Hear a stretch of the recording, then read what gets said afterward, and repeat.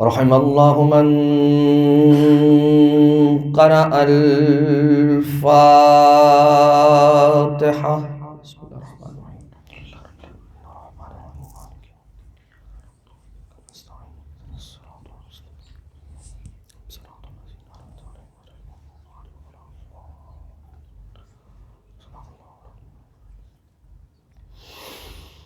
لا حول ولا قوة إلا بالله العلي العظيم. حسبنا الله ونعم الوكيل، نعم المولى ونعم النصير. أعوذ بالله من الشيطان اللعين الرجيم. بسم الله الرحمن الرحيم. حمدا لك يا ذا الجود والإحسان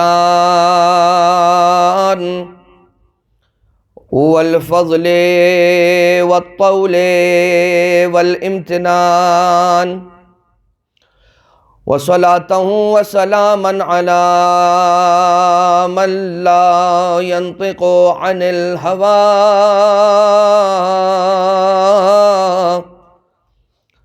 إن هو إلا وحي يوحى.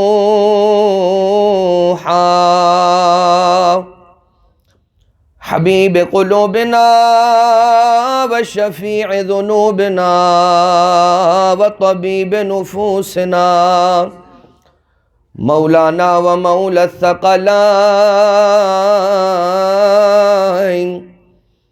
جد الحسن والحسین ابی القاسم المصطفى محمد. اللهم صل على محمد وعلى آله الذين أذهب الله عنهم الرجس وطهرهم تطهيرا. اللهم صل على محمد لا سيما على الإمام المنتظر والحجة الثاني عشر، واللعنة الدائمة الباقية على أعدائهم ومنكري فضائلهم وغاصبي حقوقهم من الأزل إلى قيام يوم الدين. أما بعد، فقد قال الله سبحانه وتعالى في محكم كتابه ومتقن خطابه، وقوله الحق وهو أصدق القائلين. بسم اللہ الرحمن الرحیم. انا ارسلنا الیہا روحنا فتمثل لها بشرا سویا، قالت انی اعوذ بالرحمن ان كنت تقیا، قال انما انا رسول ربک لأہب لک غلاما زکیا. صلوات محمد آل محمد. عزاداران بنت پیغمبر رسول اکرم کی بیٹی کے غمخواروں، ان کے ماتمداروں، ان کے سوگواروں، یہ پروردگار کا ایک انتہائی بڑا کرم ہے ہم پر کہ ہم بار بار فرش عزا پر آ کے جمع ہو جاتے ہیں، اور وہ فرش کہ جو عزائے اہل بیت اطہار علیہ السلام کا فرش ہے، جو ذکر محمد و آل محمد علیہ السلام کا فرش ہے، اس پر جمع ہونے کی خدا ہمیں یہ توفیق عطا فرماتا ہے. رسول اکرم صلی اللہ علیہ وآلہ وسلم ارشاد فرماتے ہیں کہ ما بین قبری و منبری روضۃ من ریاض الجنہ، میری قبر اور میرے منبر کے درمیان جتنا علاقہ ہے، یہ سارا کا سارا کوئی زمین کا عام ٹکڑا نہیں ہے، بلکہ روضہ ہے من ریاض الجنہ، یعنی کہ جنت کے باغوں میں سے ایک باغ ہے.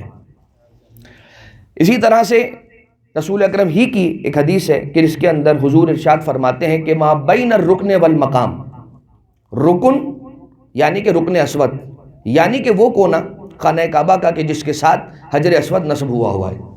ما بین الرکن والمقام، مقام کیا ہے؟ مقام ابراہیم. ما بین الرکن والمقام روضۃ من ریاض الجنہ، زمین کا عام ٹکڑا نہیں بلکہ جنت کے باغوں میں سے ایک باغ ہے. چھٹے امام علیہ السلام ارشاد فرماتے ہیں مسجد الکوفان، مسجد الکوفہ تائے منورہ کے ساتھ یعنی کہ تا کے ساتھ بھی آتا ہے اور الف نون کے ساتھ بھی آتا ہے، دونوں طرح سے ملتا ہے. تو مسجد الکوفان یعنی جو کوفہ کے اندر مسجد ہے جس کے زیارت اور اعمال کے لیے جاتے ہیں، مسجد کوفہ، یہ بھی کیا ہے؟ روضۃ من ریاض الجنہ. مزید چھٹے امام علیہ السلام فرماتے ہیں کہ موضع قبر الحسین علیہ السلام منذ دفن فی یا منذ یوم دفن فی، کہ قبر سرکار ابا عبداللہ علیہ السلام کی جگہ، وہ زمین کہ جس زمین میں حضرت امام حسین علیہ السلام آرام فرماتے ہیں، جہاں پر مولا کا روضہ ہے، مولا کا مرقد ہے، یہ زمین بھی عام ٹکڑا نہیں ہے بلکہ روضۃ من ریاض الجنہ، جنت کے باغوں میں سے ایک باغ ہے. سرکار مولا رضا علیہ السلام نے اپنی ہی حیات میں اپنی قبر اطہر کی جگہ کے لیے یہ ارشاد فرمایا کہ میری قبر توس کے اندر بنے گی یا لہا من مصیبت، کہ اس کی کیا ہی بات ہوگی مصیبت کی، لیکن وہ جگہ زمین کے عام ٹکڑوں میں سے نہیں بلکہ روضۃ من ریاض الجنہ ہے، جنت کے باغوں میں سے ایک باغ ہے. اب آ جائیے، جب آپ نے یہ سنا کہ زمین کے یہ کچھ ایسے منتخب کردہ اور اللہ کے چوزن جو زمین کے ٹکڑے ہیں، یہ ساری وہ جگہیں جن کو امام معصوم یا رسول نے کیا فرمایا؟ روضۃ من ریاض الجنہ، جنت کے باغوں میں سے ایک باغ ہے. اب رسول کی ایک اور حدیث سماعت فرمائیں کہ رسول فرماتے ہیں بادروا الی ریاض الجنہ، سارعوا الی ریاض الجنہ، جنت کے باغوں کی طرف دوڑ کے پہنچا کرو، جنت کے باغوں کی طرف دوڑ کے پوچھا کرو. حدیث ختم نہیں ہوئی، پلٹ کے کسی نے رسول سے پوچھے یا رسول اللہ وما ریاض الجنہ، جنت کے باغات ہیں کیا؟ یہ بھی تو بتا دیں. آپ یہ فرما رہے ہیں کہ دوڑ کے جاؤ جنت کے باغوں کی طرف، لیکن مولا یہ بھی بتلا دیجئے کہ وہ جنت کے باغ ہوتے کہاں ہیں، کہاں پائے جاتے ہیں؟ رسول نے فرمایا حلق و ذکرنا یا حلق و ذکرنا، جن حلقوں میں، جن مجلسوں میں، جن محفلوں میں ہمارا ذکر کیا جاتا ہے وہ مجلس عام زمین کے ٹکڑے نہیں، جنت کے باغوں میں سے ایک باغ ہوتی ہیں، جنت کے باغوں میں سے ایک باغ. ہم جنت کے باغ میں بیٹھے ہوئے ہیں. بلا مبالغہ امام معصوم، ایک معصوم کی سچی زبان سے سچی حدیث کہ جنت کے باغوں میں سے ایک باغ میں بیٹھنا اس نے اگر نصیب فرمایا ہے تو اس کا شکرانہ تو بنتا ہے. اور سب سے بڑا شکرانہ یہ ہے کہ ان جنت کے باغوں میں جنت کے مالکوں کا ذکر کیا جائے، ان کے دشمنوں کا ذکر نہ کیا جائے. ان پر درود بھیجنا چاہیے، ان کے دشمنوں پر لعنت کرنی چاہیے. اچھا آپ کہیں گے کیوں؟ بھئی لعنت تو کرنی ہے، اس لیے کہ قرآن کریم میں بھی آیا ہے کہ وَمَن يُعْزِ اللَّهَ وَرَسُولَهُ لَعَنَهُمُ اللَّهُ فِي الدُّنْيَا وَالْآخِرَةِ، اس طرح کی حدیث ہے. اچھا یہ قرآن کریم کی آیت ہے، یہ آیت کہاں ہے؟ یہ جو آیت درود ہے ان اللہ وملائکتہ یصلون علی النبی یا ایھا الذین آمنوا صلوا علیہ وسلموا تسلیما کے بعد جو آیت آ رہی ہے وہ یہی آیت ہے. یعنی پہلے آیت آ رہی ہے تولا کی اور اس کے بالکل ساتھ ملی ہوئی آیت ہے تورا کی. بلکہ اگر اس ترتیب سے نہیں، روایت امام معصوم علیہ السلام سے لیجئے پیغام، اور وہ پیغام یہ ہے کہ ہماری بارگاہ میں تولا اسی کا قبول ہوگا جو ہمارے دشمنوں سے تبرہ کرتا ہوگا.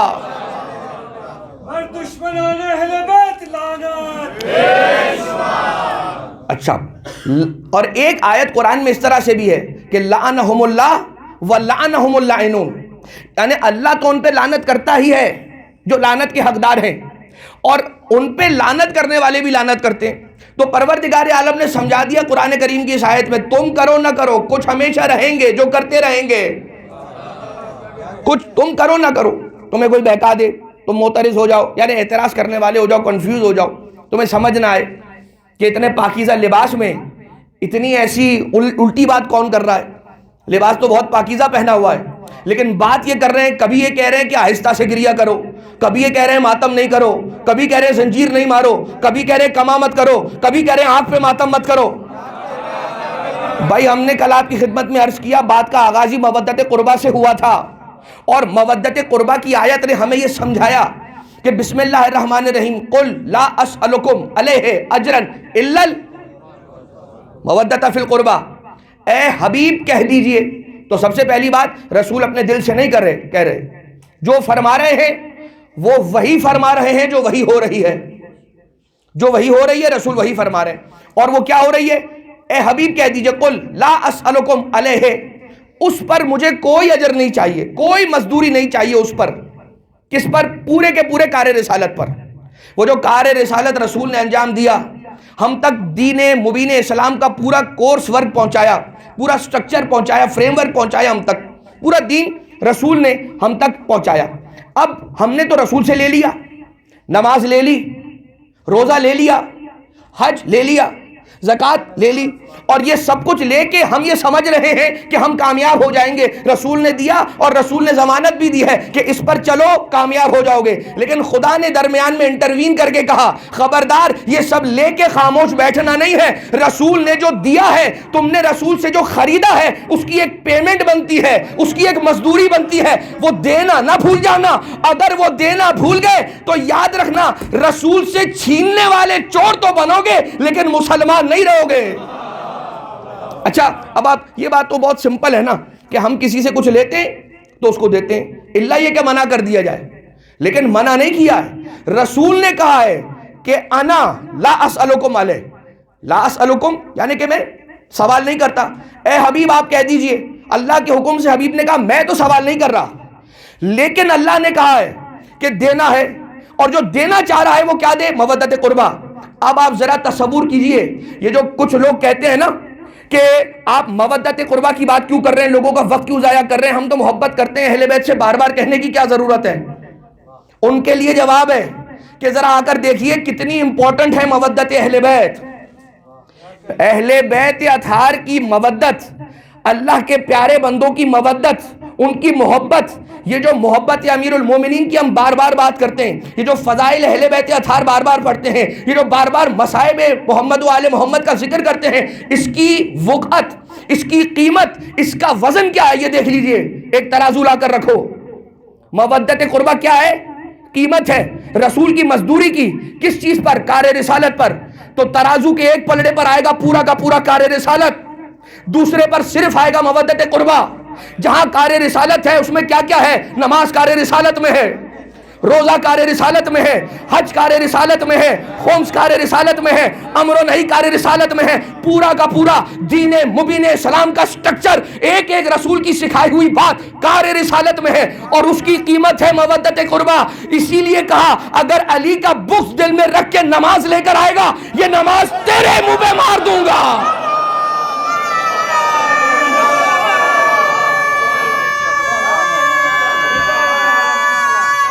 دونوں ہاتھ اٹھا، یا علی مولا،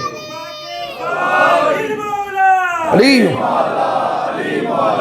نبی بولی فلک بولا، علی مولا، علی مولا، نبی بولے ملک بولا، علی مولا، تو ہی پہلا نہیں چاہتا، علی مولا، علی مولا، ستارہ ٹوٹ کر بولا، علی مولا، علی مولا، کہ میسم دار پر بولا، علی مولا، علی مولا، میرا آقا میرا مولا، علی مولا، علی مولا، نعرہ حیدری، علی مولا، علی مولا۔ اب یہ جو مودت ہے نا، یہ مودت ہے جو آ جائے اور راہ اہل بیت اطہار علیہ السلام میں مودت کرے، سب کا اپنا اپنا انداز ہوگا۔ کوئی ہاتھوں میں کڑا پہن کے مودت کا اظہار کرے گا، کوئی بالی پہن کے مودت کا اظہار کرے گا، کوئی عقیق کا لاکٹ بنا کے پہن کے مودت کا اظہار کرے گا، کوئی زنجیر مار کے مودت کا اظہار کرے گا، کوئی کما مارے گا، کوئی آگ کا ماتم کرے گا، کوئی تماچوں کا پرسہ کرے گا۔ روکنے کا حق کسی کو نہیں ہے، کسی کو حق نہیں ہے روکنے کا۔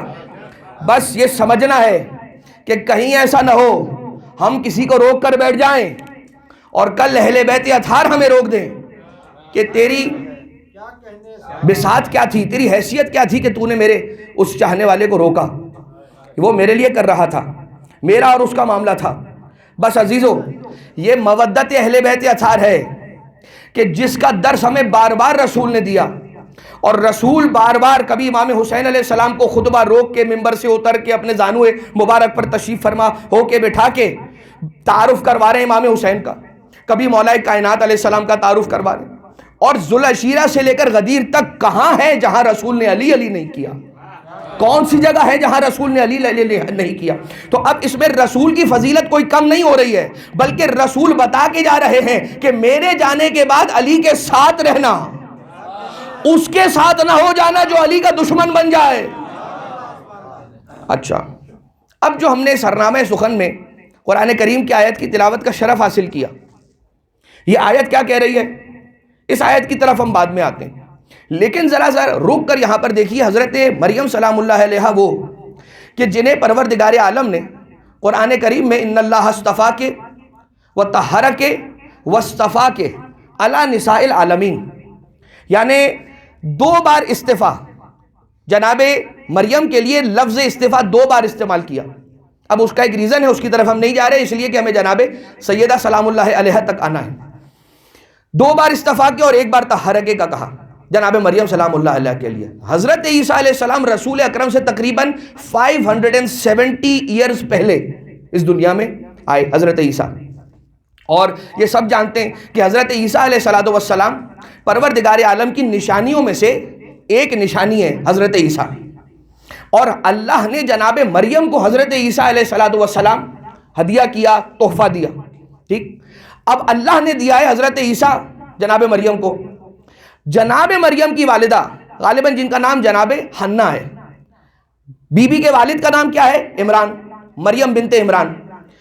اب جناب والدہ بی بی مریم، ان کے یہاں اولاد نہیں ہے، بیٹھی ہے ایک دن درخت کے نیچے، اور درخت کے نیچے بیٹھی ہیں تو انہوں نے ایک ڈالی پر دیکھا کہ چڑیا اپنے بچوں کو دانا کھلا رہی ہے۔ جب یہ منظر دیکھا تو دل میں ایک کسک، ایک فکر، ایک خیال اٹھا، ایک بے چینی، ایک بے قراری سی کہ میرے یہاں پر میری گود میں اولاد نہیں ہے۔ تو جیسے یہ احساس اٹھا، پروردگار عالم نے حضرت عمران تک یہ پیغام بھجوایا کہ ہم آپ کو ایک بیٹے کی بشارت دیتے ہیں۔ حضرت عمران علیہ السلام کو بیٹے کی بشارت ہوئی، یہ پیغام جناب عمران نے اپنی زوجہ جناب مادر حضرت مریم کو بتایا۔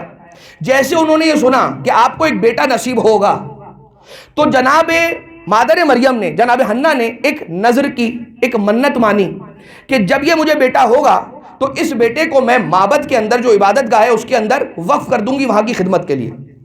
جب حضرت مریم اس دنیا میں آئی تو سرپرائزنگلی یہ بات ہوئی، وہ سمجھ رہی تھی کہ شاید بیٹا ہوگا، لیکن جناب مریم سلام اللہ علیہ اس دنیا میں آئی، یعنی اللہ نے جو بشارت دی ہے وہ بشارت بیٹے کی جناب مریم کے ذریعے سے دی ہے، یہ یاد رکھیے گا۔ اور اس جملے کو اب باندھ لیجیے اپنے پہلو سے، اللہ نے حضرت مریم کو بیٹے کی بشارت دی ہے بی بی مریم کے ذریعے سے، تو جو بیٹا ابھی آنے والا ہے بشارت والا، اس کا مقدمہ یہ ہے، اس کا پریفیس یہ ہے، فورورڈ یہ ہے کہ جناب مریم اس دنیا میں آئی۔ اب منت تو تھی، وہ پوری کرنی تھی، معبد کے اندر جناب مریم کو رکھا گیا، لیکن اس سے پہلے ایک جملہ ہے مادر بی بی مریم کا، ایک جملہ ہے بی بی مریم کی والدہ کا جسے قرآن نے نوٹ کیا، اور وہ جملہ کیا ہے؟ لیس الذکر کالانثی، اے پروردگار لڑکا لڑکی جیسا نہیں ہوتا۔ سوچ کیا رہی تھی کہ بیٹا ہوگا، ہوا کیا؟ بیٹی۔ تو کیا کہنا چاہیے تھا؟ اے خدا مجھے بیٹی ہو گئی۔ اگر شکوہ کر رہی ہوتی تو یہ جملہ ہوتا کہ اے خدا بیٹی ہو گئی، بیٹیاں تو بیٹوں جیسی نہیں ہوتی۔ لیکن جناب مریم کی والدہ نے یہ جملہ نہیں کہا کہ بیٹیاں بیٹوں جیسی نہیں ہوتی، الٹا جملہ کہا بیٹے بیٹیوں جیسے نہیں ہوتے۔ یعنی کہ یہ جملہ شکایت کا نہیں ہے، یہ جملہ شکرانے کا ہے کہ اے خدا تو نے مجھے بیٹی ایسی دے دی ہے کہ جو کسی بیٹے کا مقابلہ نہیں کرے۔ یعنی کوئی دنیا کا بیٹا جس بیٹی کا مقابلہ نہ کر سکے وہ بیٹی تو نے مجھے عطا کی ہے. سارے ساتھ رہیے گا اس لیے کہ کوئی نتیجہ دینا چاہ رہا ہوں. جناب مریم بتا رہی ہیں معصوم نبی کی معصومہ ماں اگر لڑکی بھی ہو تو کیا ہوگا؟ وہ دنیا کے بہت سارے لڑکوں سے بہت افضل، بہت بہتر ہوگی. تو جب کوئی دنیا کا عام لڑکا معصوم نبی کی معصومہ ماں جیسا نہیں ہو سکتا تو کوئی عام انسان معصوم امام کا مقابلہ کیسے کر سکتا ہے؟ کیسے کر سکتا ہے؟ اب آ جائیے ایک دوسرا سٹیپ آگے بڑھیں. جناب مریم کو جب رکھا گیا میں معبد میں تو بات آئی کہ حضرت مریم سلام اللہ علیہا کی کفالت اور ان کی پرورش کی ذمہ داری کون لے گا؟ تو بڑے بڑے لوگ آ گئے، اس لیے کہ رب ذوالجلال کی نظر کرم ہے بی بی مریم پہ. بھائی رب ذوالجلال کی نظر کرم ہے بی بی مریم پہ، اور یہ سب جانتے ہیں کہ جس کو بی بی مریم کی کفالت کا عہدہ ڈیزگنیشن مل گیا سمجھ لو اس کی چاندنی ہو گئی.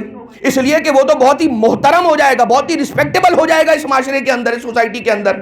تو شارٹ کٹ اگر اپنانا ہے تو اپنا پاس بھولو اور اس لائن میں آ کے کھڑے ہو جاؤ کہ جو بی بی مریم کو کفالت میں لینے والی لائن ہے. تو بہت بڑے بڑے اپنے قوم کے صحیح غلط اچھے برے سب آئے اور سب کھڑے ہو گئے، لیکن خدا نے کہا کہ میں اپنی معصوم نبی کی معصومہ ماں کی کفالت کسی غیر معصوم کو نہیں دے سکتا. اسی لیے آؤ اور یہاں پر قانون فطرت کو توڑنے کا معجزہ دکھاؤ. اور اس لیے اللہ نے یہ حکم دیا کہ اب کیا ہوگا، جتنے بھی افراد ہیں کینڈیڈیٹس نومینیز اس بارے میں کہ جناب مریم کو پالیں، ان لوگوں کو یہ حکم دیا گیا کہ تم اپنے اپنے قلم جو اس زمانے میں لوہے کی ہوا کرتے تھے اپنے اپنے قلموں کو پانی کے حوالے کرو. جس کا قلم فطرت کے نیچر کے لا کو توڑتا ہوا تیرتا رہے، نیچر کے لا کو توڑتا ہوا اگر پانی کے سرفیس پہ تیرتا رہے تو اسی کو اللہ کی طرف سے جناب مریم کی کفالت ملے گی. اور کون تھا؟ کوئی نہیں، حضرت زکریا علیہ السلام جو ایک معصوم ہے اور نبی بھی ہیں. تو پروردگار عالم نے اس مقام پر یہ بتایا کہ وہ خدا جو اپنے معصوم نبی کی معصومہ ماں کو پالنے کے لیے کسی غیر معصوم کا انتخاب نہیں کرتا، وہ اپنے معصوم نبی کو پالنے کے لیے کافر کے دسترخوان کا تھوڑی انتخاب کرے گا.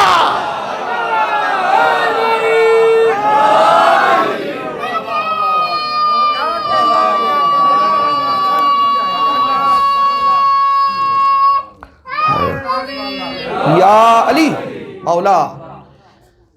اب آئیے وہ آیت کی جسے ہم نے سرنامہ کلام میں تلاوت کرنے کا شرف حاصل کیا. پروردگار کہتا ہے وَأَرْسَلْنَا إِلَيْهَا رُوحَنَا. اب آ رہا ہے وہ موقع کہ جس موقع پر اللہ ہبہ کر رہا ہے، اللہ گفٹ کر رہا ہے بی بی مریم کو حضرت عیسیٰ علیہ السلام سے. ٹھیک ہے، اب آنے والا کون ہے؟ جبریل. فَتَمَثَّلَ لَهَا بَشَرًا سَوِيًّا، یعنی حضرت جبریل انسانی لبادے میں، بشری لبادے میں، بشری بھیس میں، انسان کے روپ میں آئے جناب مریم سلام اللہ علیہ کے سامنے. اب وہ کمرہ کہ جس کمرے کو باہر سے بند کر کے کنڈی لگا کے تالا لگایا ہوا ہے، اس کمرے کے اندر ایک بشر، ایک مرد سامنے بی بی مریم کو نظر آ گیا. ابھی تو پہل پتا تو نہیں ہے کہ کون ہے، جبریل ہے یا کون ہے، لیکن بشر کے روپ میں آیا ہے، مرد کے روپ میں آیا ہے، ایک سالم مرد کے روپ میں آیا ہے. تو جناب مریم دیکھ کے گھبرا گئی اور کہنے لگی انی اعوذ بالرحمن من کا ان کنت تقیہ، میں اللہ کی پناہ مانگتی ہوں کہ اگر تو متقی ہے تو مجھ سے دور ہو جا، دور ہو جا.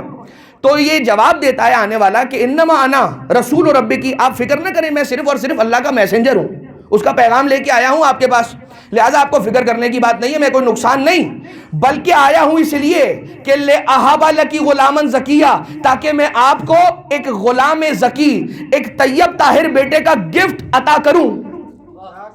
مجھے یہ بتائیے کہ یہ گفٹ حضرت مریم کو حضرت عیسیٰ علیہ السلام کا گفٹ، بیٹے کا گفٹ دیا کس نے ہے؟ اللہ نے، اللہ نے دیا ہے. عیسیٰ بی بی مریم کو اللہ نے دیا، لیکن جناب جبریل کیا کہہ رہے ہیں؟ لِأَهَبَ لَكِ غُلَامًا زَكِيًّا، میں آیا ہوں تاکہ آپ کو ایک بیٹا عطا کروں. مطلب کیا ہوا؟ سمجھ میں آیا؟ اتنی بات تو سمجھ میں آئی کہ کچھ ایسے ہوتے ہیں کہ جن کے ہاتھوں سے اللہ زمین پر اپنی مرضی کے کام لیتا ہے، لیکن کچھ ہیں جو جبریل سے بھی افضل ہیں. بہت افضل ہیں جو جبریل کے استاد ہیں، جبریل کے سردار ہیں، جبریل کے مولا ہیں، جبریل کے آقا ہیں، جبریل کے سید ہیں۔ آقا اے پروردگار یہ فضیلت تو جبریل کی ہے، اپنی مرضی کے کام تو جبریل کے ہاتھوں سے لیتا ہے، تو جو جبریل کے بھی سردار ہیں ان کی فضیلت کیا ہے؟ کہا فکر نہ کر، ان کی فضیلت اپنی جگہ ہے، جبریل کے ہاتھوں سے اپنے مرضی کے کام لیتا ہوں اور ان کے کیے ہوئے کاموں کو اپنا کیا ہوا کام کہہ دیتا ہوں۔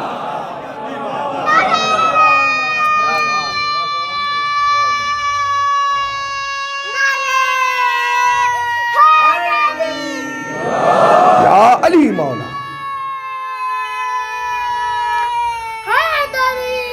یا علی یا علی مولا، ان کے کیے ہوئے کاموں کو اپنا کام کہہ دیتا ہوں۔ اب جناب عیسیٰ آیت ہے اللہ کی، اس پر ذرا ٹھہریے گا، لیکن پہلے یہ تو دیکھیں کہ عیسیٰ اور ہیں اور رسول اکرم کی فضیلت اور ہے بھائی۔ کہاں حضرت عیسیٰ علیہ السلام رسول کی فضیلتوں کا مقابلہ کر سکیں؟ جناب عیسیٰ علیہ السلام کے لیے قرآن کریم نے کیا فرمایا؟ اللہ نے کیا فرمایا قرآن میں؟ بسم اللہ الرحمن الرحیم، وَإِذْ تَخْلُقُ مِنَ الطِّينِ كَهَيْئَةِ الطَّيْرِ بِإِذْنِي۔ اے عیسیٰ اس وقت کو یاد کیجئے کہ جب آپ مٹی کا پتلا بناتے تھے، کس کا؟ پرندے کا، بِإِذْنِي میرے اذن سے، بِإِذْنِي وَتُنْفِقُ فِيهَا یا فَتُنْفِقُ فِيهَا فَتَكُونُ طَيْرًا بِإِذْنِي، اور جب اس کا پرندے کا پتلا مٹی کا بنا دیتے تھے تو اس کے اندر پھر آپ پھونک مارتے تھے، مٹی کا پتلا بناتے تھے میرے اذن سے پرندے کا، اس میں پھونک مارتے تھے میرے اذن سے، فَتَكُونُ طَيْرًا بِإِذْنِي تو وہ جاندار پرندہ بن کے اڑنے لگتا تھا میرے اذن سے، ٹھیک، بِإِذْنِي وَإِذْ تُبْرِئُ الْأَكْمَحَ وَالْأَبْرَصَ بِإِذْنِي، اور جب آپ برس اور کوڑی اور جزام، وہ جو سکن پہ پیچز ہو جاتے ہیں، وائٹ پیچز، براؤن پیچز، پروردگار سب کو محفوظ رکھے، اس مریضوں کو آپ شفا دیتے تھے اپنے دست مبارک، اپنے ہاتھ کو پھیر کے۔ اسی لیے جناب عیسیٰ علیہ السلام کے لیے کہا جاتا ہے کہ ان کے پاس جو معجزہ تھا اس کا کیا نام تھا؟ ید بیضا، ٹھیک ہے، ید بیضا، اپنا ہاتھ پھیرتے تھے اور وہ ٹھیک ہو جاتے تھے مریض۔ وَإِذْ تُبْرِئُ الْأَكْمَحَ وَالْأَبْرَصَ بِإِذْنِي، جب اس طرح کے مریض آتے تھے تو آپ اپنا ہاتھ پھیرتے تھے میرے اذن سے تو ان کو شفا مل جاتی تھی میرے اذن سے۔ وَإِذْ تُخْرِجُ الْمَوْتَى بِإِذْنِي، اور جب تم زندہ کر دیتے تھے مردوں کو میرے اذن سے۔ تو یہ ہے جناب عیسیٰ علیہ السلام کہ جو ہر بار کوئی بھی کام کرنے سے پہلے بے اذنی کے اپروول کا ویٹ کرتے ہیں۔ بھائی حضرت عیسیٰ علیہ السلام وہ ہیں کہ جب تک بے اذنی کی سٹیمپ نہیں لگ جاتی ہے تو بات آگے نہیں بڑھتی ہے۔ حضرت عیسیٰ کو جب تک اذن نہیں ملتا تب تک حضرت عیسیٰ اپنی مرضی سے کام نہیں کرتے، لیکن رسول تو پھر رسول ہیں۔ رسول کے لیے کہا یا ایھا النبی انا ارسلناک شاہدا ومبشرا ونذیرا وداعیا الی اللہ باذنی، نہیں باذن ہی۔ اے محمد سارا کا سارا اذن دنیا میں جا کے بار بار الگ الگ مانگنے کی ضرورت نہیں ہے، تمہیں اذن عطا کر کے بھیج رہے ہیں۔ اب تمہاری مرضی ہے، اذن تمہارا چلے گا، چاہو تو سورج کو پلٹا لو تمہاری مرضی ہے، چاند کے 2 ٹکڑے کر دو تمہاری مرضی ہے، درخت کو بلا لو اپنے پاس تمہاری مرضی ہے، ستارے کو در پہ اتار لو تمہاری مرضی ہے، سنگریزوں سے کلمہ پڑھا لو تمہاری مرضی ہے، کسی کو شانوں پہ بٹھا دو تمہاری مرضی ہے، زلفوں سے کھلا دو تمہاری مرضی ہے، زبان چسا دو تمہاری مرضی ہے، بت توڑوا دو تمہاری مرضی ہے، محفل میں بلا کے بٹھا دو تمہاری مرضی ہے، نکال کے باہر کر دو تمہاری مرضی ہے۔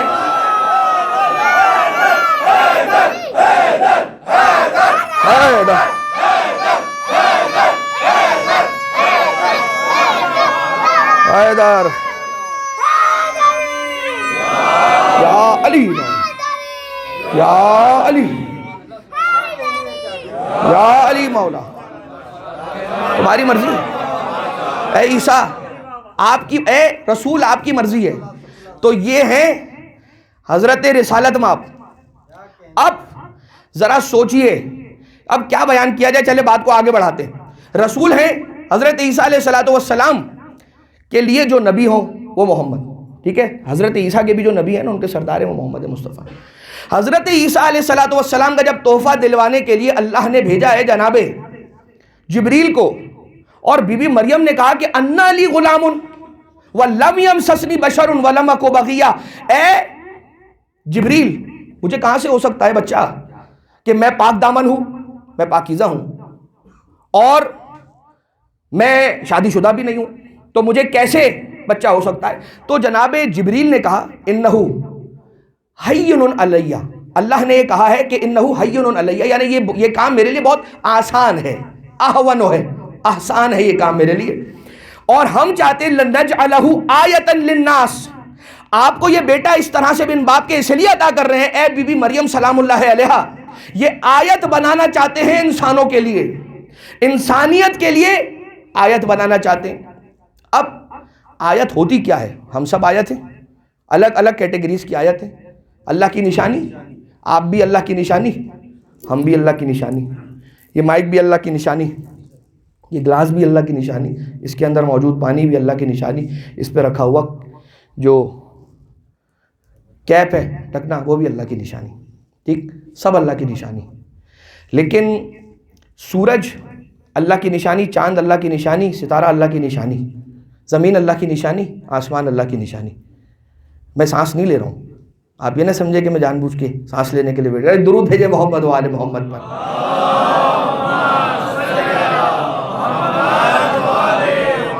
یہ سب اللہ کی نشانی ہیں، آیتیں۔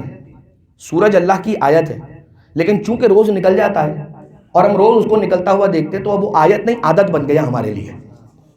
چاند اللہ کی آیت، نشانی ہے اللہ کی، لیکن چونکہ روز چمکتا ہے تو اب وہ عادت بن گیا ہے، روز دیکھتے چمکتا ہوا۔ ستارے اللہ کی آیت ہیں، لیکن یہ آیت چونکہ روز ٹمٹماتے ہیں ستارے، اس لیے اب یہ ہمارے لیے عادت بن گئے۔ تو ایک ہے آیت اور ایک ہے عادت۔ کبھی یہ ہوتا ہے کہ پروردگار عالم جو آیتیں عادت بن جاتی ہیں ان کو دوبارہ آیت بنانے کا انتظام کرتا ہے۔ بھائی سورج اللہ کی آیت ہمارے لیے عادت بن گیا، چاند اللہ کی آیت ہمارے لیے عادت بن گیا، ستارے اللہ کی آیت ہمارے لیے عادت بن گئے۔ اللہ تعالیٰ نے یہ کام کیا، سورج کا نکلنا آیت ہے، عادت نہیں ہے۔ اب چونکہ عادت بن گئی ہے، جب علی ابن ابی طالب کا اشارہ ہوگا یہ پلٹے گا تو پھر آیت بن جائے گا۔ یہ چاند ہمارے لیے عادت بن گیا، لیکن رسول کے اشارے سے جیسے دو ٹکڑے ہوگا پھر اللہ عادت سے اسے آیت بنا دے گا۔ طوفان کا آنا عادت ہے، لیکن جب حضرت نوح علیہ السلام کا طوفان ہے یہ عادت نہیں، آیت ہے۔ بھائی مکڑی کا جالا بن دینا، مکڑی جو جالا بنا دیتی ہے، ٹھیک ہے، اس کو کیا کہتے ہیں انگلش میں؟ جو سپائڈر اپنا کیا بناتا ہے؟ ویب بناتا ہے، سبحان اللہ۔ سپائڈر مین کی بات نہیں ہو رہی، سپائڈر مین کی بات نہیں ہو رہی، سپائڈر کی بات ہو رہی ہے۔ کون سا سپائڈر؟ جو رسول اللہ کے کیو آف سور میں تھا، باہر جب رسول تشریف لے کے غار سور میں، تو باہر مکڑی نے جالا بنایا، ویب بنایا۔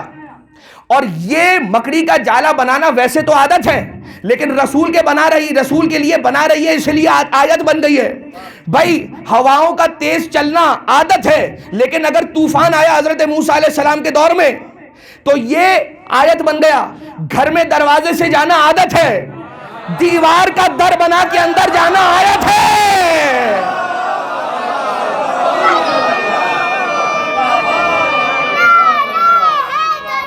یا علی یا علی یا علی مدد حق یا علی، آیت ہے۔ مگر جزاک آپ سلامت رہیں، پروردگار ہماری مودت اہل بیت اطہار علیہ السلام کے رزق میں دن بدن آن بآن اضافہ فرمائے۔ اب ذرا معاملہ یہ ہے کہ جہاں اہل بیت کی فضیلت اور خاص طور سے مولا امیر المومنین علیہ السلام کی فضیلت کی بات آتی ہے نا، تو وہاں پہ سارے کے سارے اعتراضات آ کے جنم لینا شروع ہو جاتے ہیں، پیدا ہونا شروع ہو جاتے ہیں، پیدا ہو جاتے ہیں، خود ساختہ ہوتے ہیں، خدا ساختہ نہیں ہوتے۔ خدا ساختہ تو معجزہ ہے علی۔ کسی نے آگے کہا، اب دیکھیں نا اردو ہے تھوڑی سی، آپ کو میں پہلے بتا دیتا ہوں معنی۔ ایک دو لفظ ہیں، ایک ہے کیا؟ اتفاق، سب کو پتہ ہے اتفاق، اور ایک ہے اختیار، چوائس، مرضی، ٹھیک ہے۔ میں ایک کام کرتا ہوں اپنے اختیار سے، اٹھایا کیپ ہٹایا، اٹھا کے پانی پیا، یہ ہے میرا اختیار، اپنی مرضی سے کیا کام۔ ایک مرتبہ اتفاق ہوتا ہے کہ خدا نہ خواستہ کوئی بات جو نقطہ بیان کرتے کرتے ہاتھ لگ گیا، خدا نہ خواستہ، تو یہ پانی گر سکتا ہے، یہ اتفاق ہے۔ ایک ہوتا ہے اختیار اور ایک ہوتا ہے اتفاق۔ اب لوگوں نے یہ کہا کہ بھائی کیا کریں، یہ شیعہ مولا کائنات علیہ السلام، یعنی وہ تھوڑی بولتے ہوں گے مولا کائنات، علی کی فضیلت کو اتنا بڑھا چڑھا کے نعوذ باللہ من ذالک بیان کرتے. تو کسی نے یہ کہا کہ بھائی یہ تو ایک اتفاق تھا نعوذ باللہ کہ علی کعبے میں آ گئے. کسی نے کہا یہ اتفاق تھا کہ علی ابن ابی طالب علیہ السلام کعبے میں آ گئے. اب بھائی جناب بی بی فاطمہ بنت اسد سلام اللہ علیہا کا وقت آمد جناب امیر المومنین محسوس کرنا اور کہیں اور نہ جانا، کعبے ہی آنا. نہ طبیب کے پاس گئیں، نہ رفیق کے پاس گئیں، آئیں تو حبیب خدا کے رب کے در پہ، جہاں کوئی عام عورت نہیں جائے گی. بتا دیا میں عام نہیں ہوں، خاص ہوں. بھائی اگر خاص نہ ہوتی تو میرے وجود سے علی دنیا میں خدا نہ بھیجتا. ہر امام کی والدہ خاص ہے، یہ ایک منصب ہے، یہ ایک منصب ہے. مادر امام ہونا ایک منصب ہے من جانب اللہ. جیسے منصب امامت من جانب اللہ ملتا ہے، مادر امام ہونے کا منصب بھی اس کی بارگاہ سے ملتا ہے. آئیں، دروازے کے سامنے نہیں کھڑی ہوئی، دروازے کے بالکل اپوزٹ سائڈ پہ دیوار کے سامنے آ کے کھڑی ہوئی، دیوار کے سامنے آ کے کھڑی ہوئی. اور یہ اپنے وجود اقدس کو مس کیا ہے کعبے سے بی بی نے، اور مس کر کے بی بی ارشاد فرما رہی ہے اے رب ابراہیم تجھے واسطہ، اے رب ابراہیم میں تجھ پہ ایمان رکھتی ہوں، تیرے بھیجے ہوئے انبیاء پہ ایمان رکھتی ہوں، تیری نازل کردہ کتابوں پہ ایمان رکھتی ہوں، ان میں موجود پیغامات پہ ایمان رکھتی ہوں.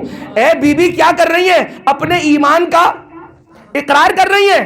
جواب آئے گا اپنے ایمان کا اقرار نہیں، اعلان کر رہی ہوں، ایمان تو پہلے سے رکھتی ہوں.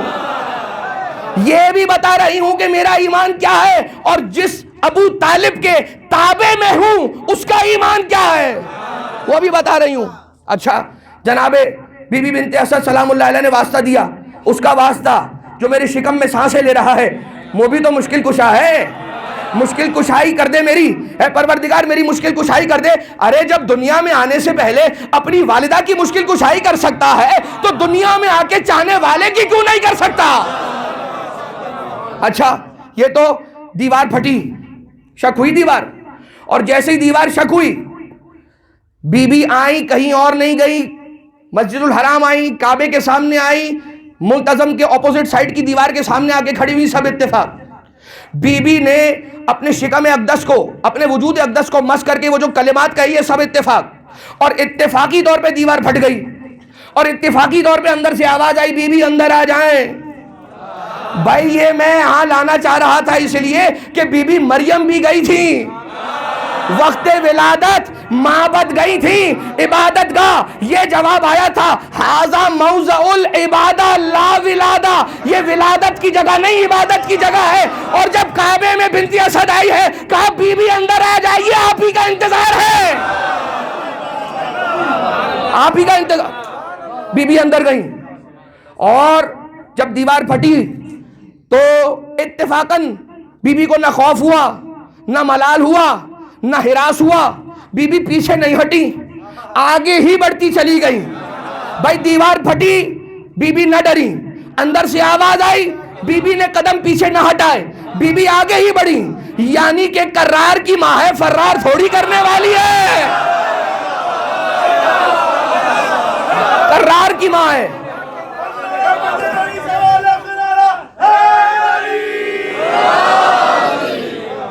بھائی کرار کی ماں ہے، کسی فرار کی ماں تھوڑی ہے. اندر ہی جانا تھا کعبے کے. اتفاقاً دیوار بند ہوئی، اتفاقاً بی بی 1-2 دن نہیں 3 دن تک اندر رہی. اتفاقاً آسمان سے بی بی سارا، بی بی ہاجرہ، بی بی مریم بی بی کی خدمت کے لیے اتفاقاً جنت سے آ گئی.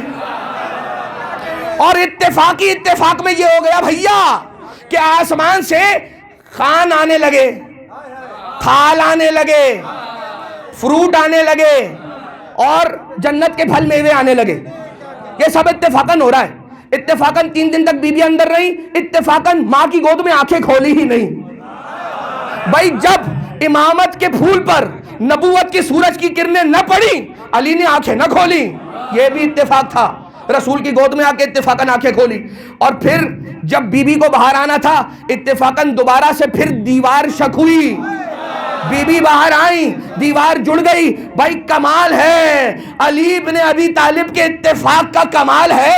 علی بن ابی طالب کا اتفاق اتنا آگے بڑھ گیا ہے کہ لوگوں کا اختیار بھی وہاں تک نہیں پہنچا ہے۔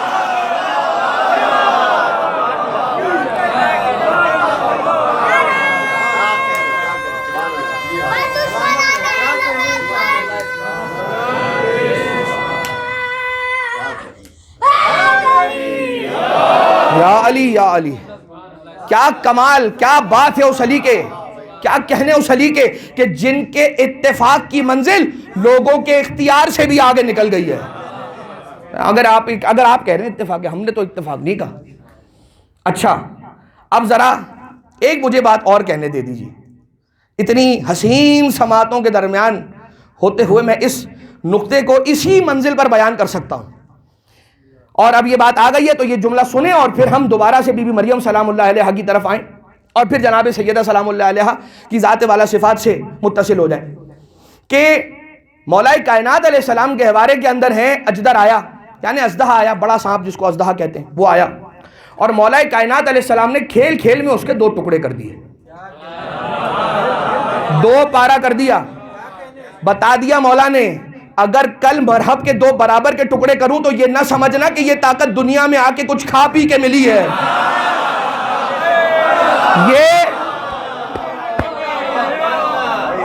یہ بازو تمہارے اور ہمارے عام لوگوں کا نہیں ہے جو عام کھا کھا کے پھولتا ہے، یہ ہے ید اللہ، اور ید اللہ فوق ایدیہم ہے۔ یہ دنیا میں آ کے طاقت نہیں پکڑتا، طاقت لے کے دنیا میں آتا ہے۔ 2 پارا کیا۔ اب ذرا یہ بتائیے یہ ازدر ہے کیا؟ ذرا دیکھیں، ٹٹولے تاریخ کو اور ہسٹری کے اندر جا کے جانچ پڑتال کریں کہ یہ ازدر اژدہا تھا کیا۔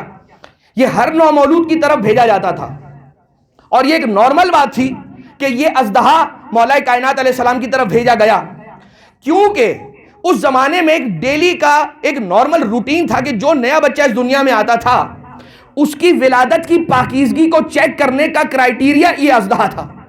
تو انہوں نے کہا کہ بھائی یہ نارمل ہے، ہو رہا ہے تو بھئی یہ بھی ہوگا۔ علی ابن ابی طالب علیہ السلام چاہتے تو دور سے اشارہ کرتے، اشارہ بہت بڑی بات ہے، ارادہ ہی کر لیتے تو کافی تھا۔ ارادہ کرتے وہ پیچھے رک جاتا، وہیں رک جاتا، آگے آنے کی ہمت نہ کرتا، اور لوگ کہتے بھائی کیا کمال ہے، یہ بچہ جو گہوارے میں ہے یہ سانپ اس کے قریب نہیں جا رہا، لیکن علی کا اذن تھا تاکہ سانپ آئے۔ سانپ پہنچا، رسائی ہوئی، وہ جو پارچہ تھا کپڑا جس میں مولا کائنات علیہ السلام کو لپیٹا تھا بی بی بنت اسد نے، اس پارچے کو، اس کپڑے کو علی ابن ابی طالب نے 2 پارا کیا، اپنے بازوؤں کو نکالا، اس اژدہے کو لے کے 2 برابر کے ٹکڑے کر کے توڑ دیا۔ علی نے اژدہے کو نہیں توڑا، معیار کو توڑا ہے، معیار ہے ولادت کی پاکیزگی کا۔ علی نے بتایا آج یہ معیار توڑ رہا ہوں اس لیے کہ معیار آج سے بدل رہا ہے، آج سے یہ اژدہا پاکیزگی ولادت کا معیار نہیں، میں علی ابن ابی طالب ہوں۔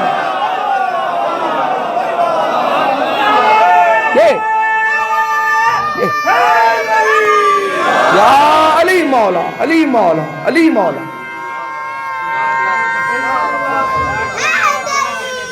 یا علی، حیدری، حیدری، یا علی مولا، یا علی مولا، یا ابا الحسن، یا امیر المؤمنین، یا علی مولا آپ لوگوں کو زندہ و سلامت رکھے، علی کی ولایت کے سائے میں امیر المومنین علیہ السلام کے روضے کی زیارت کرنا ہم سب کو بار بار نصیب ہو، اب عبداللہ علیہ السلام کا روضہ دیکھنا ہم سب کو نصیب ہو بار بار۔ مولا کائنات علیہ السلام، اب آ جائیے، اللہ نے جناب مریم سلام اللہ علیہا کو عیسیٰ علیہ السلام عطا کیا اور کہا انہیں ہم انسانوں کے لیے آیت بنا رہے ہیں، قرآن کریم کی آیت ہے۔ اب چلیں اس طرف ہم نہیں جاتے، لیکن یہ طے ہے کہ جناب عیسیٰ جب گود میں لے کے بی بی مریم سلام اللہ علیہا تشریف لے گئیں اپنی قوم میں، تو لوگوں نے ایک سوال اٹھایا اور لوگوں نے سوال کیا کہ اے مریم یہ بچہ آپ کہاں سے لے کر آئی ہیں؟ آواز آئی تھی کلی وشربی وقرری عینا، قرآن کریم کے اندر سورہ مریم کی آیت کہ کھائیں پئیں اور اپنی آنکھوں کو ٹھنڈک دیں، زندگی اچھی گزاریں، لیکن بولنا آپ نے کسی سے کچھ بھی نہیں ہے. انی نظرت للرحمن صوما، اور یہ کہہ دیں کہ اتنا کہیں بس لوگوں سے، کوئی جواب کوئی کسی سوال کا آپ نے جواب بھی نہیں دینا ہے، بس یہ کہنا ہے کہ میں نے چپ کا روزہ سادھا ہوا ہے، میں نے روزہ رکھا ہوا ہے، بولنا نہیں ہے میں نے. اب آیتن للناس ہے نا، انسانوں کے لیے حضرت عیسیٰ کو اللہ نے آیت نشانی بنایا ہے، گود میں ہے جناب مریم سلام اللہ علیہ کے. اور جب لوگوں نے سوال کیا تو بی بی مریم کو تو خاموش رہنے کا حکم تھا، بی بی مریم خاموش رہی، لیکن بی بی مریم کی صداقت پہ جب آواز اور باتیں اٹھائی گئیں تو جناب عیسیٰ علیہ السلام گویا ہوئے. جب اللہ نے نشانی بنایا ہے تو وہ نشانی اپنا کام کر رہی ہے، اور وہ نشانی کیا ہے؟ حضرت عیسیٰ علیہ السلام. حضرت مریم سلام اللہ علیہا کی صداقت پہ لوگوں نے سوال اٹھائے، سچائی پہ سوال اٹھائے. لوگوں نے جناب مریم سلام اللہ علیہا کے سچائی پہ جب سوال اٹھایا تو ان کے دفاع میں کون بولا؟ نبی. یہ ہے مریم کہ جب جن کی صداقت پہ سوال اٹھے تو نبی آگے بڑھ کر ان کی صداقت کو دفاع کرے. یہ ہے جناب مریم. اور وہ فاطمہ جب مباہلہ میں بنو نجران کے ساتھ جانے کا سامنا کرنے کا موقع ملا تو وہ بی بی جو نبوت کی صداقت بن کے آ رہی ہے اسے فاطمہ زہرا کہا جاتا ہے، انہیں فاطمہ زہرا کہا جاتا ہے. بی بی مریم کون؟ کہ جن کی سچائی کے اندر ایک نبی بولے. اور فاطمہ کون؟ کہ جو نبی کی سچائی کے لیے میدان میں آئے، یعنی کہ مباہلہ کے اندر آئے. اور اس شان کے ساتھ بی بی مباہلے میں تشریف لائی ہیں، اس شان کے ساتھ بی بی تشریف لائی ہیں کہ آگے رسول ہیں، درمیان میں سیدہ ہیں اور پیچھے مولا کائنات علیہ السلام ہیں. جہاں سے رسول کا قدم اقدس اٹھتا ہے وہاں پر رسول کی بیٹی کا قدم پڑتا ہے، اور جہاں سے بی بی کا قدم اٹھتا ہے وہاں پر علی ابن ابی طالب علیہ السلام کا قدم پڑتا ہے. اس حجاب کے سائے میں لایا جا رہا ہے اللہ کی کنیز رسول کی بیٹی سر اللہ الاکبر، اللہ کے سب سے بڑے راز جناب سیدہ کو. ٹھیک ہے. اب رسول مباہلے کے میدان میں، یہ جو مباہلہ ہے نا یہ ہماری شریعت کا ایک اتنا اہم اور امپورٹنٹ چیپٹر ہے کہ جس کو وقتاً فوقتاً ذکر کیا جاتا رہنا چاہیے، اس لیے کہ اس میں بڑے پیغامات ہیں. سب سے پہلا پیغام یہ ہے کہ ابناءنا کی جگہ پر رسول اپنے ساتھ اپنے بیٹوں کو لے کر گئے. وہ بیٹے کون ہیں؟ امام حسن، امام حسین. آپ کہیں گے وہ تو نواسے ہیں، آپ کہیں گے وہ تو نواسے ہیں، بیٹے کیسے ہیں؟ تو جواب یہ ہے کہ رشتے میں حسن و حسین رسول کے نواسے ہو لیکن رتبے میں رسول کے بیٹے ہیں. ٹھیک. اچھا رشتے میں بھی بیٹے ہی ہیں، جن کو سمجھ نہیں آتی نا ان کے لیے زی کے تعبیر کرتے ہیں، یعنی اس کو تھوڑا سا وہ کرتے ہیں کہ کسی طرح ان کے سمجھ آ جائے. لیکن مسئلہ یہ ہے کہ اگر دل پر تالا ہو، آپ جتنے الفاظ بدل لیں، آپ جتنے الفاظ بدل دیں، کوئی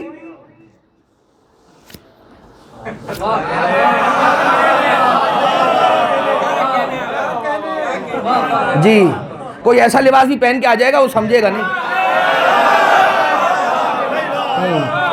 مسئلہ یہ ہے کہ بڑا آسان ہے نا، لباس کی اوٹ میں کوئی بھی غلط بات کر دینا، دیکھنے والا لباس کو دیکھ رہا ہے، ظاہر کو دیکھ رہا ہے، یہ نہیں دیکھ رہا کہ کہنے والا کیا کہہ رہا ہے. آ کے اتحاد کی بات کرنے والے یہ نہیں سمجھتے ہیں. بھائی مجھے بتائیے اتحاد کرنا ہے یعنی دو چیزوں کو ملانا ہے، دو چیزیں وہ ملیں گی جو ایک جیسی ہوں. بار بار بتایا نہ عیسیٰ محمد جیسے نہ محمد عیسیٰ جیسے. جب ایک اولو العزم نبی محمد کا مقابلہ نہ کر سکے تو ہماری کیا حیثیت ہے؟ یا علی یا علی یا علی مدد حق حیدر. اور جو محمد کا جانشین ہے، کچھ لوگوں نے محمد کو خود جیسا کہا اور ہماری طرف سے آواز آتی ہے کہ علی ہم جیسا ہے. آپ نہیں سمجھے. کہا بھائی ہم نے فلاں کی نماز دیکھی، وہ ایسی پیاری نماز پڑھ رہے تھے، مجھے علی کی نماز یاد آ گئی. آپ کو پتا ہے کہ علی کی نماز ہے کیا؟ رسول نے یہ بتایا، جو سکیل رسول نے دیا ہے نا، وہ سکیل یہ دیا ہے کہ ضربت علی یوم الخندق افضل من عبادت ثقلین. بھائی ثقلین کی عبادت ایک طرف ہے، علی کے سجدے کی بات نہیں ہوئی ہے، اللہ اکبر کہنے کی بات نہیں ہوئی ہے. علی کی جنگ میں بہت ساری ضربتوں میں سے ایک ضربت ایک طرف ہے، ثقلین کی عبادت ایک طرف ہے. تو تم ثقلین مل کر ساری زندگی عبادت کر کے بھی علی کی ایک ضربت کو نہیں سمجھ سکتے. بھول جاؤ علی کی نماز سمجھ سکتے ہو تم، بھول جاؤ.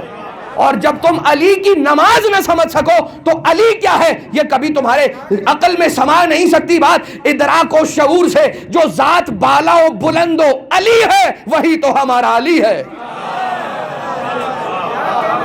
وہی تو ہمارا علی ہے. جو عقل میں انسانوں کی محدود عقلوں میں آ جائے وہ علی نہیں رہے.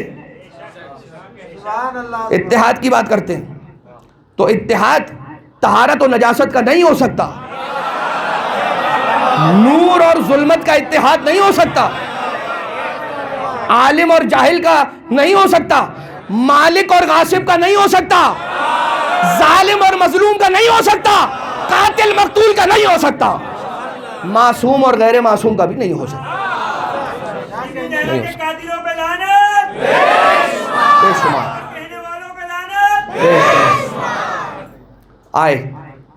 اچھا، امامین حسنین، امامین الہمامین الحسن والحسین علیہ السلام رسول کے بیٹے ہیں. حجاج کے زندان میں بہت سارے ایسے علی کے چاہنے والے ہر وقت قید رہتے تھے کہ جب بھی اس کے اعتبار سے، اپنے اعتبار سے جب وہ کوئی نیکی کرنا چاہتا تھا تو وہ یہ کرتا تھا، کہتا تھا جاؤ کسی علی والے کو زندان سے لے کر آؤ، اس کے گلے پہ چھری پھیرو، بہتا ہوا خون دیکھوں گا تو میرا دل خوش ہوگا. نعوذ باللہ من ذالک. اور جا کر پڑھیے کہ وہ بہتا ہوا خون دیکھ کر کس کس طرح کی لذتیں محسوس کرتا تھا. اگر یہ آپ نے تاریخ میں پڑھا تو آپ کے رونگٹے کھڑے ہو جائیں گے. وہ کہتا ہے کہ آج عید قربان کا دن ہے، اپنے وزیر شعبی سے کہتا ہے کہ آج کون سا دن ہے؟ عید قربان کا دن ہے.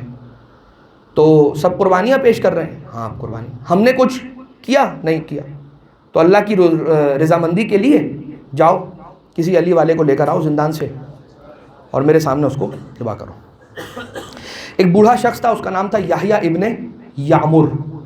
یہ مولا کائنات علیہ السلام کا موالی، یعنی کہ ان سے محبت کرنے والا شخص تھا. آیا شعبی یہ کہتا ہے کہ میرے دل میں اس کے لیے رحم پیدا ہوا اور میں نے حجاج سے یہ کہا کہ دیکھ اسے ڈائریکٹلی قتل نہ کر دے، اس کو ایک چانس دے، کسی طرح سے یہ کوئی تیرے کسی امتحان کو اگر پاس کر لے تو پھر اس کی جان اس کو بخش دے. کہا ٹھیک ہے، پھر میں سوال کروں گا، اگر اس سوال کا اس نے جواب دیا تو میں اس کی جان بخش دوں گا. کہا ٹھیک ہے.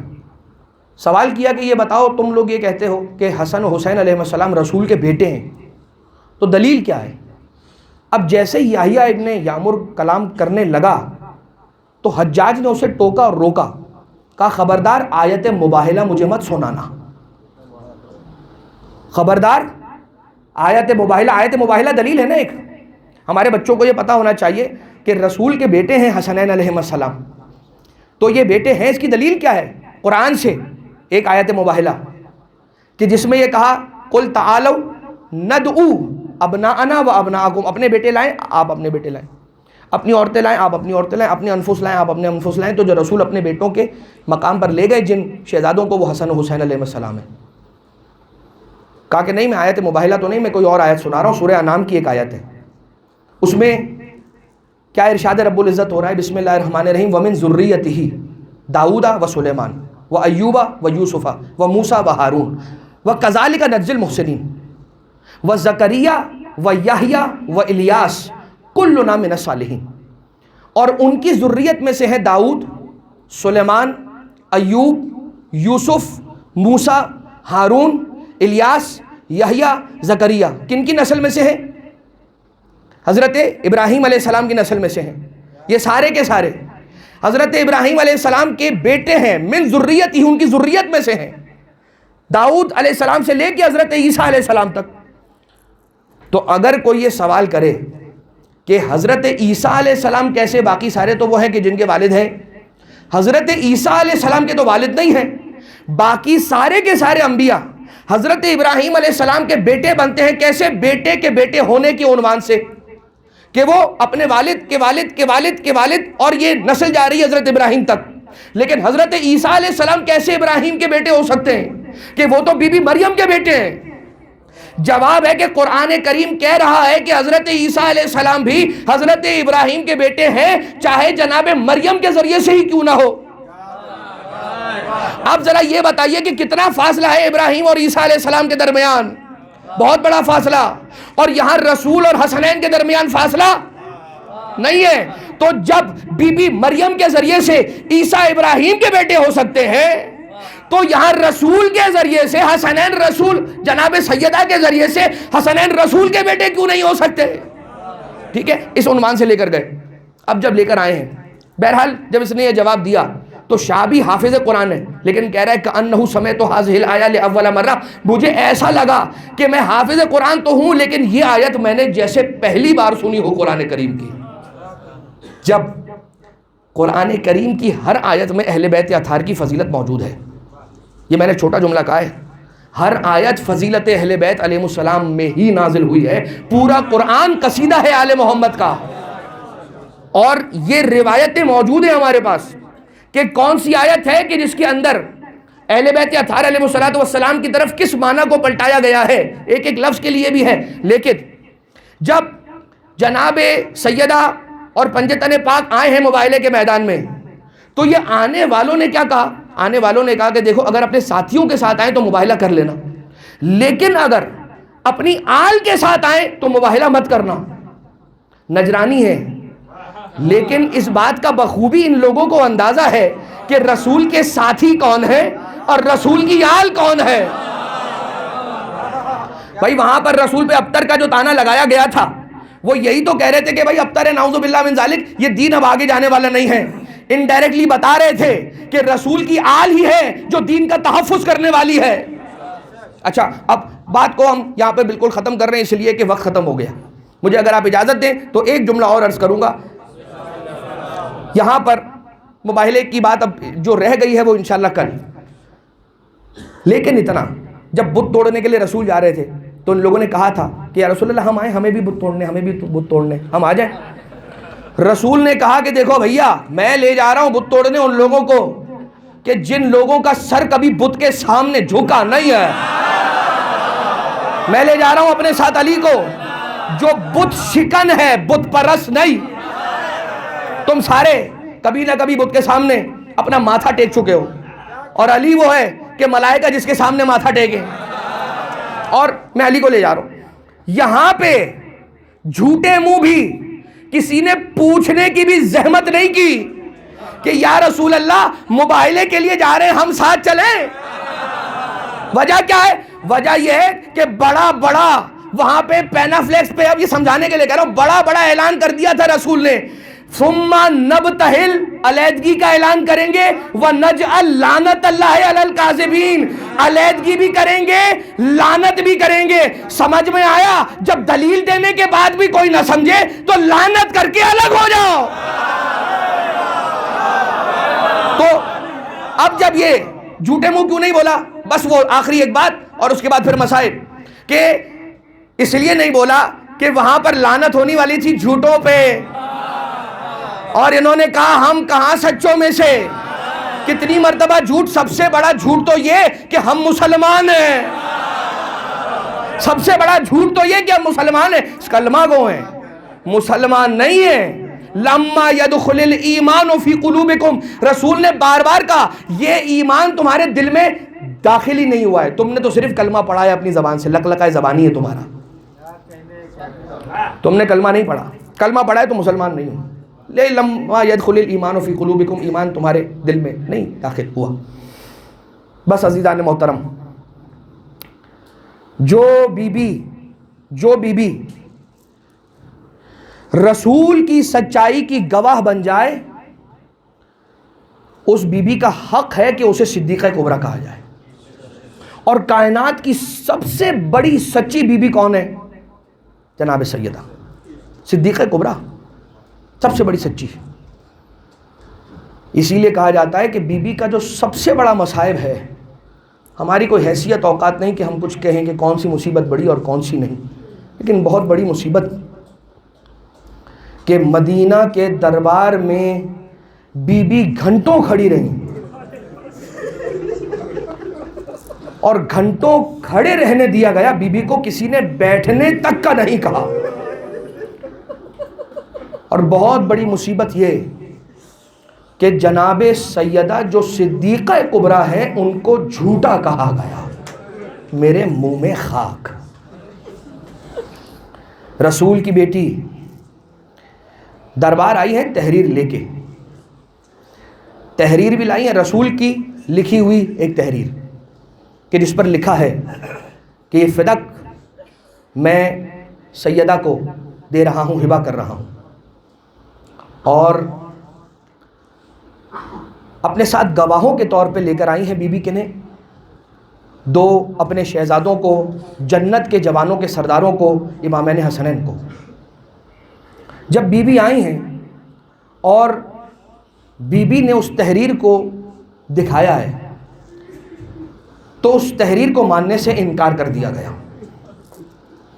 اور یہ کہا گیا کہ اس تحریر پر آپ گواہ پیش کریں۔ بی بی نے حسنین کو گواہ پیش کیا، لیکن یہ بات سارے دربار میں بی بی کو یہ کہہ کے خاموش کروایا گیا کہ آپ سچ نہیں بول رہی ہیں، آپ جھوٹ بول رہی ہیں، نعوذ باللہ من ذالک۔ آپ جا کر ذرا دیکھیے گا، بی بی کا ایک جملہ ہے اور اس جملے میں اتنی مظلومیت اور اتنا درد بھرا ہوا ہے۔ بی بی فرماتی ہیں، اے درباریوں یقین کرو میں جھوٹ نہیں بولتی۔ بی بی فرماتی ہے کہ میرا یقین کرو میں جھوٹ نہیں بولتی۔ نہیں معلوم کس زبان سے بی بی نے اپنی سچائی کی بات اس انداز سے کی ہوگی۔ کسی بھی سچے شخص کو اگر جھٹلایا جائے تو اس کے لیے بڑی مصیبت کا وقت ہوتا ہے، اور وہ بی بی کے جو رسول کی سچائی کی گواہ ہو جائے، اس بی بی کو بھرے دربار میں اگر جھٹلا دیا جائے، اگر صرف جھٹلا دیا گیا ہوتا تو اور تھا، وہ تحریر بی بی سے چھینی گئی۔ لعین حاکم جو تخت پہ بیٹھا ہوا تھا اس نے تھوکنا شروع کیا، اس تحریر کو پھاڑا گیا، پھاڑ پھاڑ کے اس کے ٹکڑے کیے گئے، زمین پر ان ٹکڑوں کو پھینکا گیا، پاؤں تلے رونتا رہا، اور بی بی روضہ رسول کی طرف رخ کر کے بس یہی کہتی رہی، اے بابا دیکھ تیری بیٹی کو کیسے جھٹلایا گیا۔ اور یہ ظلم اتنا بڑا ظلم تھا کہ جس ظلم پر بی بی کو ایسا صدمہ پہنچا کہ ایک لمحے میں رسول کی بیٹی کے بال سفید ہو گئے اور رسول کی بیٹی کی کمر جھک گئی۔ 18 سال میں رسول کی بیٹی ضعیفہ ہو کے رہ گئی۔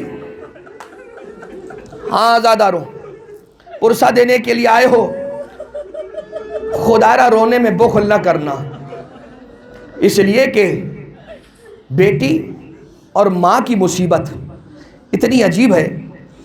ماں بھی دربار گئی ہے اور بیٹی زینب بھی دربار گئی ہے۔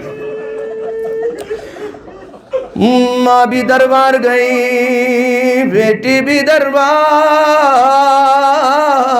گئی، بس فرق اتنا ہے ماں صحابی کے دربار میں گئی، بیٹی شرابی کے دربار۔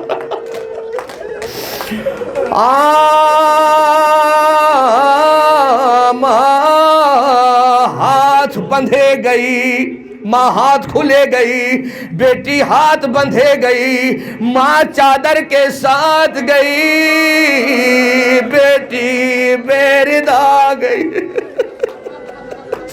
ہوا غربتا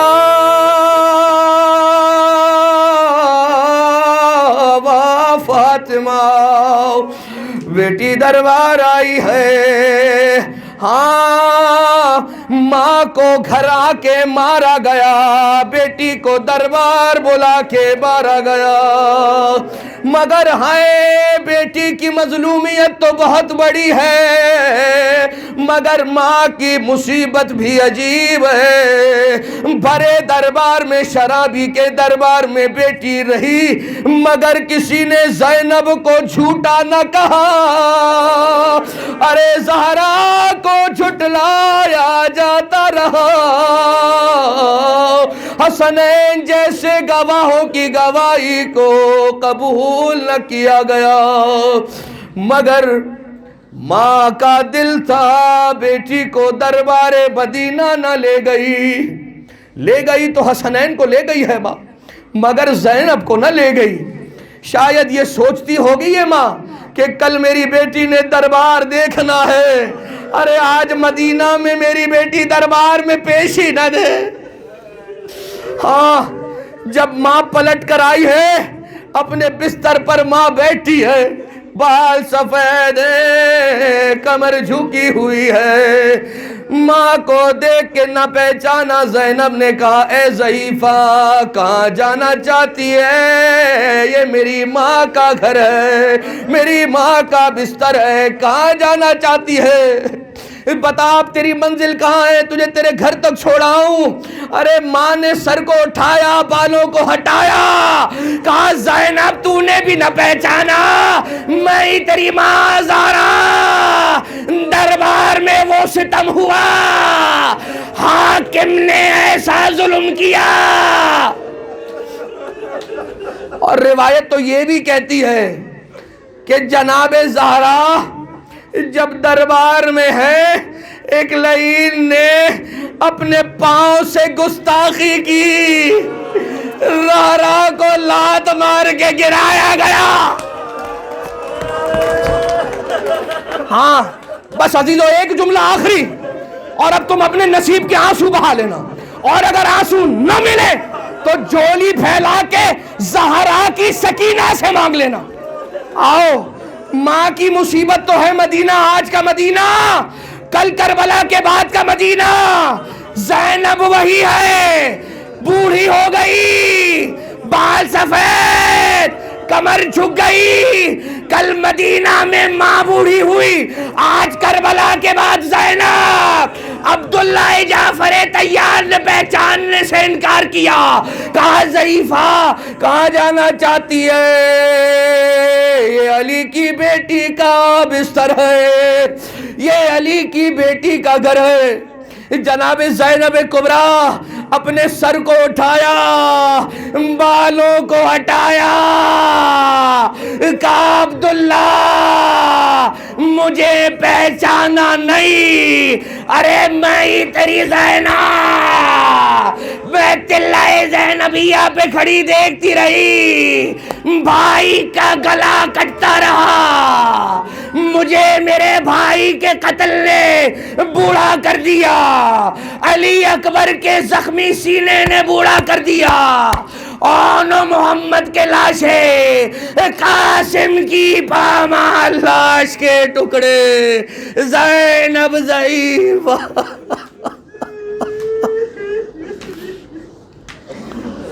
الا ولعنت اللہ علی القوم الظالمین وسيعلم الذین ظلموا علی محمد